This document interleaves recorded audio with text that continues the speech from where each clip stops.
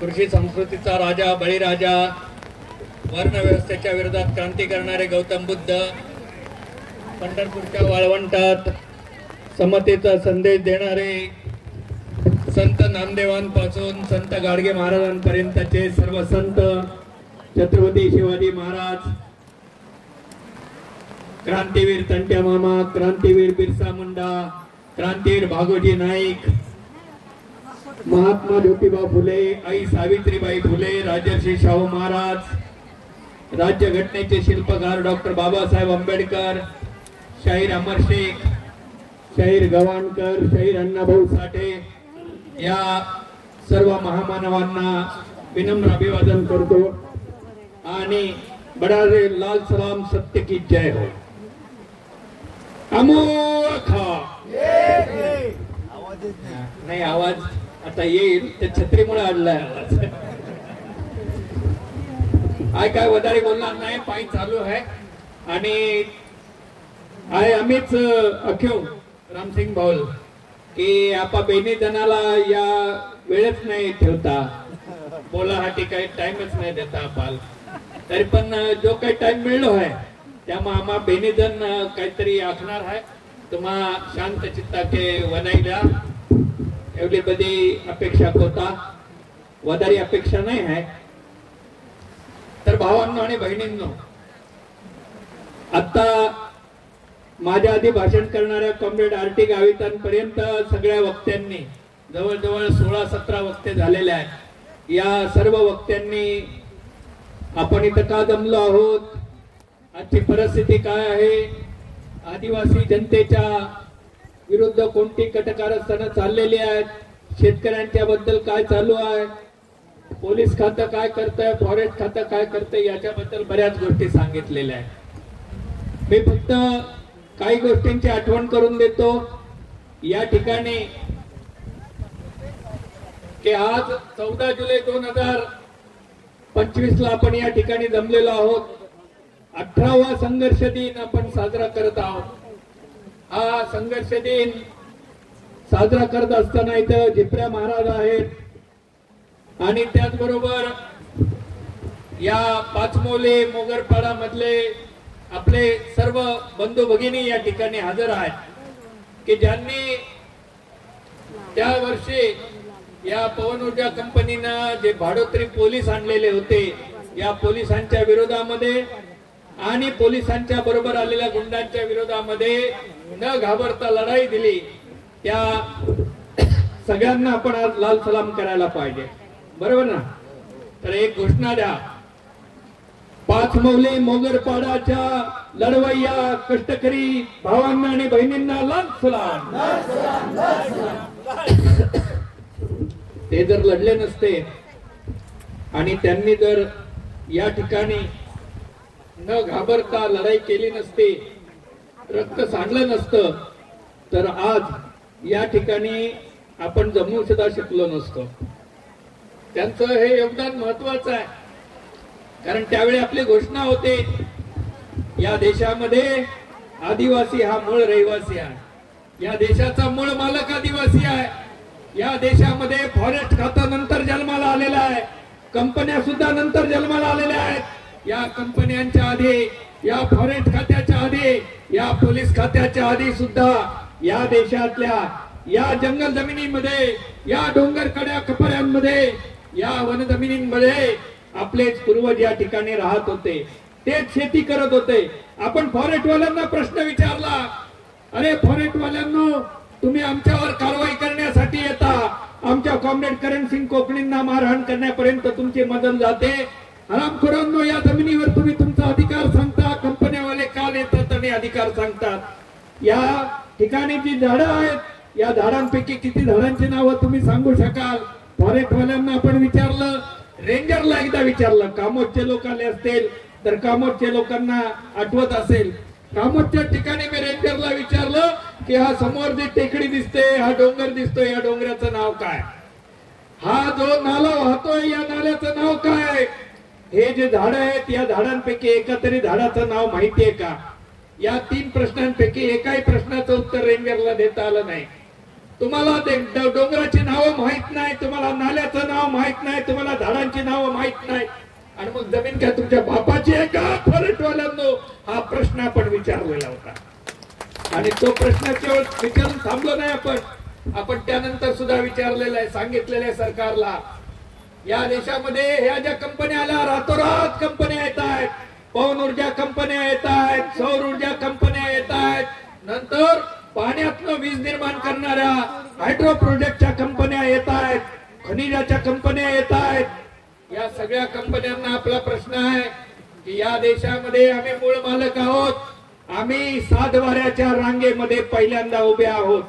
आम्हाला सातबारा न देता जर कुणी सुटातला, कोटातला, बुटातला माणूस रांग मोडून पुढे जाणार असेल तर त्याच्या सुटा सकट, बुटा सकट, कोटा सकट त्याला फेकून दिल्याशिवाय लालबावटा राहणार नाही, हा आपला सांगावा आहे.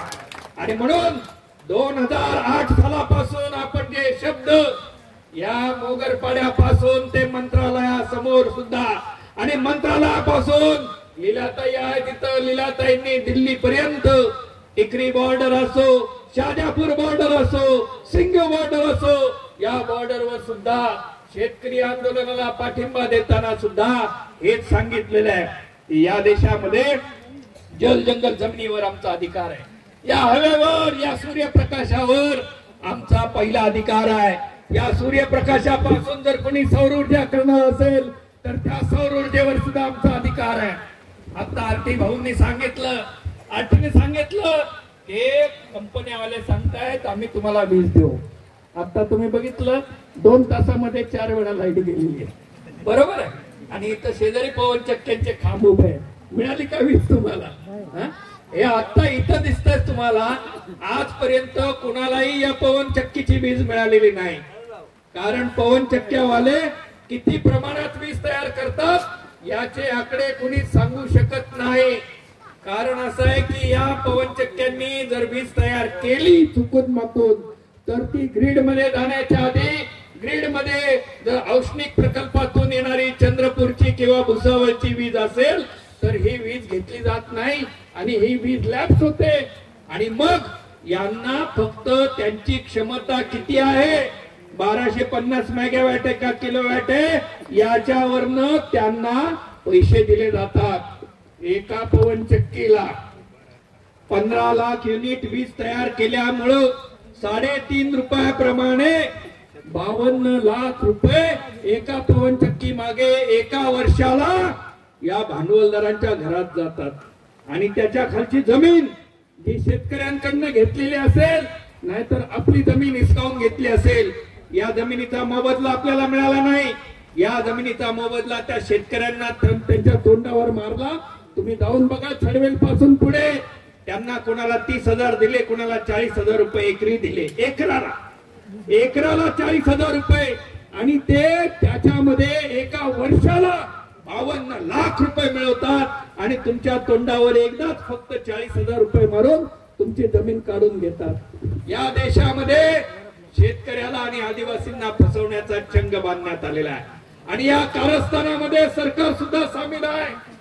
आदिवासी आणि इतर जंगल निवासी वन हक्क कायदा 2006 आणि नियम 2008 पारित करण्यात आले, मंजूर करण्यात आले. आपण आनंदामध्ये परत आलो, पण आपण येण्याच्या आधीच आपल्याला ज्या जमिनी मिळणार होत्या त्या जमिनीत फॉरेस्टवाल्यांनी कोणाला घुसवलं, कंपन्यावाल्यांना घुसवलं. हे इथंच चाललंय असं नाही. तुम्ही गडचिरोलीला जा, गडचिरोलीला पालकमंत्री आहेत माननीय मुख्यमंत्री साहेब फडणवीस साहेब. फडणवीस साहेबांना गडचिरोलीचं पालकमंत्री का व्हायचंय? मागच्या वेळेस तर ते गडचिरोली सकट 7 जिल्ह्याचे पालकमंत्री होते. एवढ्या जिल्ह्यांचं पालकमंत्री पद त्यांना कशासाठी पाहिजे? गडचिरोलीचं पालकमंत्री पद कशासाठी पाहिजे? याच कारण सरळ सरळ आहे. या गडचिरोलीच्या जंगलामध्ये जे आदिवासी राहतात त्यांना नक्षलवादी ठरवून, त्यांना जमिनीतून हुसकावून लावून त्या जमिनी ताब्यात घ्यायच्या. लॉयड इंटरनॅशनल कंपनीला गडचिरोलीच्या मध्ये पहिल्यांदा 900 एकर जमीन दिली, नंतर 1100 एकर जमीन दिली, नंतर 1200 एकर जमीन दिली. या जमिनीमध्ये आता स्टील प्लांट उभे राहिलेले आहेत. आजपर्यंत जमशेदपूरचं पोलाद कंपनी, जमशेदपूरला टाटाची पोलाद कंपनी होती. टाटाच्या पोलाद कंपनीच्या पुढे जाणारे पोलादाचे कारखाने खाणी या लॉयड इंडस्ट्रीने या गडचिरोलीमध्ये उभा करण्याचं ठरवलेलं आहे. म्हणजे गडचिरोलीमध्ये इथं खनिज आहे, तांबा आहे, त्याच्यानंतर पोलाद आहे, त्याच्यानंतर हिरे सुद्धा सापडलेले आहेत. आणि म्हणून छत्तीसगडचं जंगल असो, झारखंडचं जंगल असो, महाराष्ट्रातलं जंगल असो, आपण तर गरीब आहोत. आपल्याला माहित नाही की या जमिनी खाली काय. आपल्याला फक्त जमिनीच्या वर शेती करायची आहे आणि त्या शेतीतून आपली उपजीविका करायची, आपली पोट भरायची आहेत, आपल्या मुलाबाळांचं पोट भरायचंय, आपल्या मुलाबाळांना चांगलं शिकवायचंय, त्यांचं भवितव्य घडवायचंय. त्याच्यासाठी आपल्याला जमीन पाहिजे. आपण काय चोर डाकू लुटेरे नाही, आपण तर या देशाचे मूळ रहिवासी आहोत. आणि मग सरकारला या जमिनी कशासाठी पाहिजेत? सरकारला या जमिनीच्या खाली जी खनिज संपत्ती आहे त्याच्यावर त्यांचा डोळा आहे. आणि म्हणून तुम्हाला उदाहरण देतो, तुम्ही छत्तीसगड मध्ये जाल तर तिथं जंगलामध्ये खाली हिरे सापडले. त्या हिऱ्यांच्या खाणींसाठी त्यांनी त्या जमिनी ताब्यात घेतल्या. वन हक्क दावेदार होते, त्यांना पट्टे मिळालेले होते, त्यांच्यापैकी काही लोकांना 7/12 मिळालेला होता. पण अशा प्रकारे कंपाऊंड टाकण्यात आलं आणि आतमध्ये जाण्यासाठी मात्र सरकारने स्वतः इथं हिरे खाण्याला सुरुवात केली नाही, तिथलं दगड गोळा करायला सुरुवात केली नाही. त्यांनी चोर आणि तस्करांना सांगितलं की तुम्ही हिरे लुटा.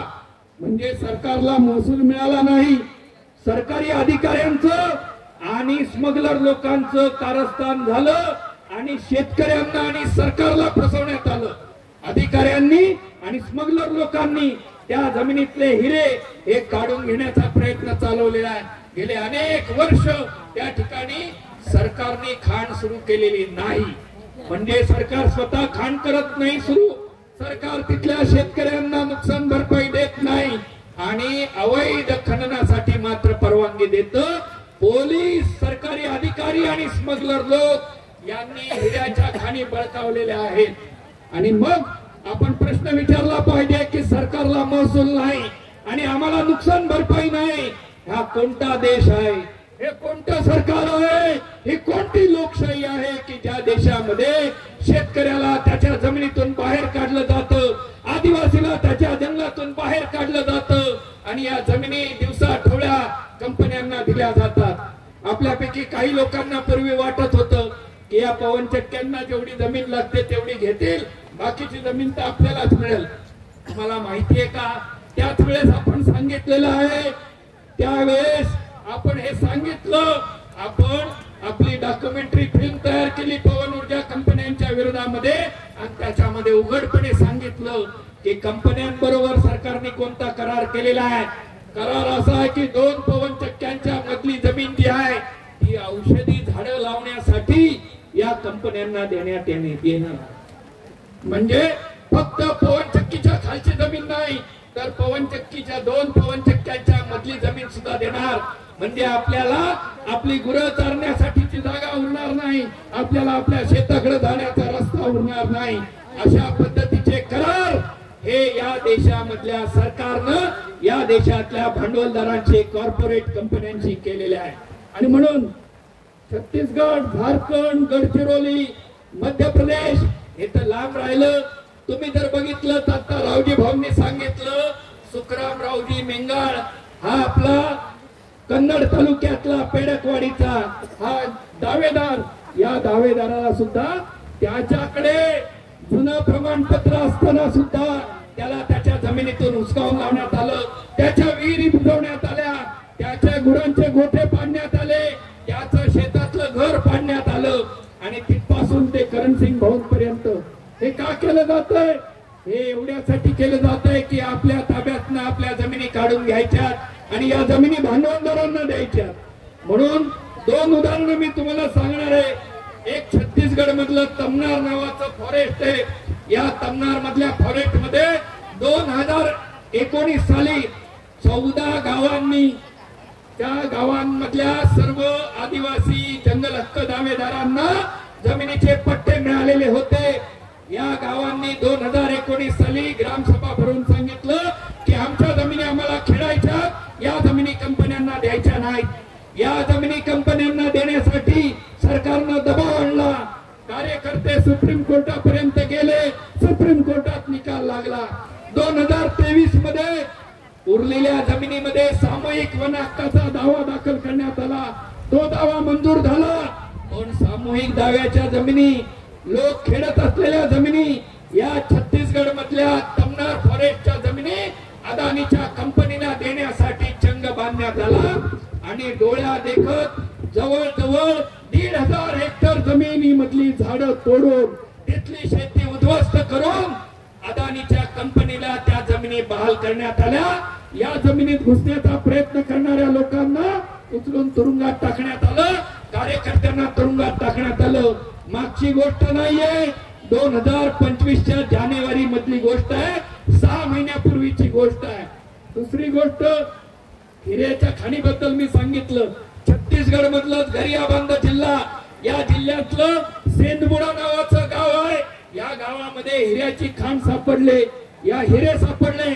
या हिऱ्याच्या खाणीवर आजही स्मगलर लोकांचा, पोलिसांचा आणि त्याचबरोबर सरकारी अधिकाऱ्यांचा कब्जा आहे। सरकारला महसूल नाही आणि शेतकऱ्यांना नुकसान भरपाई नाही। आपल्या गडचिरोलीच्या बरोबर मणिपूरचं नाव तुम्ही ऐकलं असेल। मणिपूरमध्ये गेल्या 3 वर्षापासून आदिवासींना जंगलातून हुसकावून लावण्यासाठी त्यांच्यावरती मैतेई नावाच्या लोकांना शस्त्र देऊन पाठवण्यात आलेलं आहे, गोळीबार करण्यासाठी परवाने देण्यात आलेले आहेत। या मैतेई लोकांनी, जसं आपल्याकडे ठेलारी आहेत, जसं ठेलारी लोकांना पोलीस पाठिंबा देतात, जसं ठेलारी लोकांना फॉरेस्टवाले पाठिंबा देतात, जसं ठेलारी लोकांना भाजपवाले पाठिंबा देतात, त्याच पद्धतीनं मैतेई लोकांना भाजपवाल्यांनी पाठिंबा दिला आणि आदिवासींच्या जमिनींमधनं आणि जंगलामधनं आदिवासींना हुसकावण्यासाठी प्रयत्न केले गेले। या जंगलामध्ये लिथियम सापडलेलं आहे, लिथियम नावाचं खनिज सापडलेलं आहे, तिथे टंगस्टन नावाचं खनिज सापडलेलं आहे। हे तांब, हे लोह, हे खनिज आहे,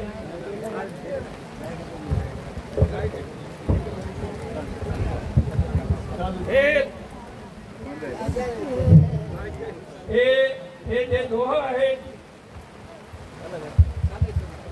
हे लोह, हे तांबे, हे खनिज आहे। या खनिजासाठी हे जमीन हे ताब्यात घेण्याचे प्रयत्न चालू आहेत आणि म्हणून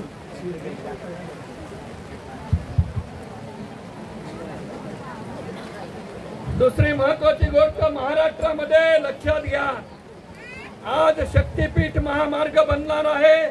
शक्तीपीठ महामार्ग नागपूर पासून गोव्यापर्यंत जाणार आहे। त्याच्या आधी समृद्धी महामार्ग झाला। या समृद्धी महामार्गासाठी केवढ्या मोठ्या प्रमाणावर जमीन घेण्यात आली। या शक्तीपीठ महामार्गासाठी आणि त्याच्या आधी समृद्धी महामार्गासाठी 1 किलोमीटरचा रस्ता बनवण्यासाठी 100 कोटी रुपये खर्च, 600 किलोमीटरचा नागपूर पासून मुंबई पर्यंतचा रस्ता बनवण्यासाठी 60,000 कोटी रुपये खर्च केले गेले आणि समृद्धी महामार्ग बनवला। त्याच्यामध्ये तळी साचलेली आहेत, नद्या बनलेल्या आहेत।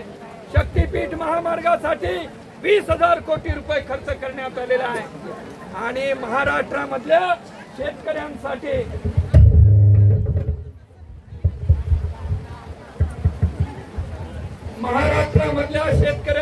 मात्र सरकार 9,000 कोटी रुपये फक्त खर्च करणार आहे। महाराष्ट्र सरकारचं बजेट हे 8 लाख कोटी रुपये आहे। या 8 लाख कोटी रुपयांपैकी फक्त 9,000 कोटी रुपये हे महाराष्ट्र सरकार शेतकऱ्यांसाठी खर्च करणार आहे। म्हणजे शेतकऱ्यांना पैसे द्यायला पैसे नाही, आदिवासींच्या सवलती राबवण्यासाठी द्यायला पैसे नाही आणि महामार्गासाठी मात्र 20,000 कोटी रुपये, 60,000 कोटी रुपये, बुलेट ट्रेन साठी आदिवासींच्या जमिनी, समृद्धी महामार्गासाठी आदिवासींच्या जमिनी, शक्तीपीठ महामार्गासाठी आदिवासींच्या जमिनी। या रस्त्यावरनं श्रीमंतांच्या गाड्या पळणार आणि आदिवासींना मात्र जमिनीतून बेदखल करण्यात येणार आणि म्हणूनच जागा राहण्याचा काळ आहे. जागा राहिलो तरच काहीतरी होऊ शकेल. जनसुरक्षा विधेयक हे कार्यकर्त्यांचे नाक आणि तोंड दाबण्यासाठी आज जनसुरक्षा विधेयक महाराष्ट्र सरकारनं आणलेलं आहे. ज्या पद्धतीनं करणसिंग भाऊंना मारहाण झाले त्या पद्धतीनं काल प्रवीणदादा गायकवाड संभाजी ब्रिगेडचे नेते त्यांनाही मारहाण करण्यात आली. म्हणजे या देशामध्ये जो सत्याच्या बाजूने बोलेल, जो माणुसकीच्या बाजूने बोलेल, जो सर्वसामान्य माणसाचा आवाज बनेल, त्याच्यामध्ये त्याच्या मागे ससेमिरा लावून त्याला तुरुंगात टाकण्याचा कायदा हा काल सरकारनं केलेला आहे. आणि म्हणून याच्या विरोधामध्ये जागा राहिलं पाहिजे. वन कायदा 2023 आणण्यात आलेला आहे. हा वन कायदा जो आहे तो आदिवासींच्या विरोधातला वन कायदा आहे.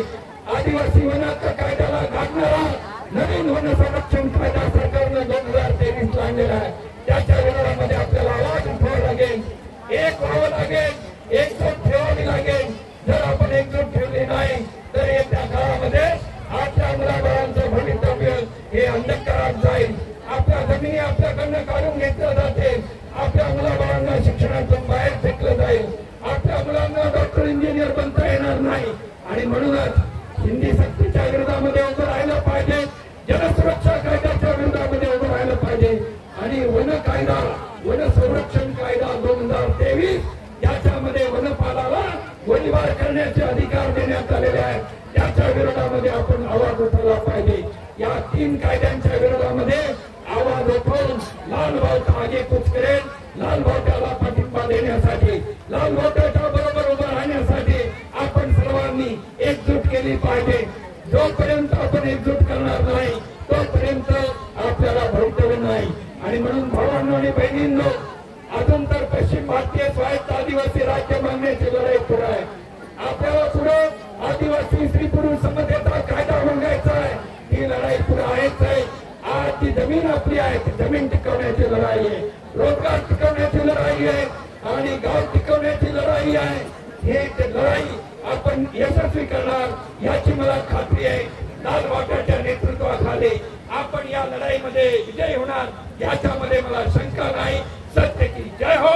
लाल सलाम. यानंतर